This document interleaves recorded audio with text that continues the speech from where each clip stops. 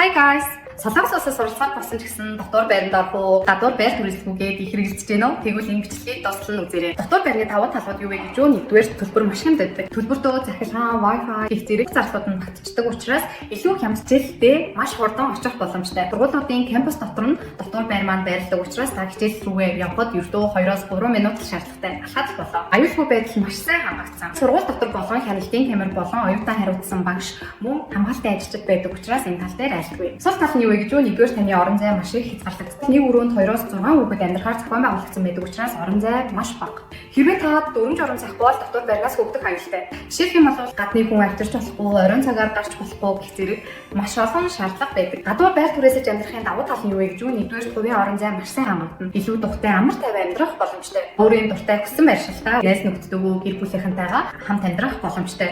Гадуур амьдрахын нэг сул тал юу вэ гэж юу? Өртөг маш өндөр. Байрны барьцаан өрөм, сар болгоны түрээс, улс тоог, дулаан, цахилгаан, интернетийн төлбөр гээд гарч болох бүхий хэмжээ төлбөрүүдийг өөрөө төлөх шаардлагатай. Хариуцлага маш өндөр байдаг. Гээ байгуулах үедээ гэрээний зүйл заалт болгоныг уншиж маш сайн анзаарахтай байх хэрэгтэй. Тэгвэл бол эцэст нь хохирох аюултай. Байрны засвар үйлчлэгийг цэвэрлэгийг өөрөө тогтмол хариуцаж явах ёстойгоос гадна байрны эзэнтэй харилцаад хэлний асуудал үүсэж магадгүй.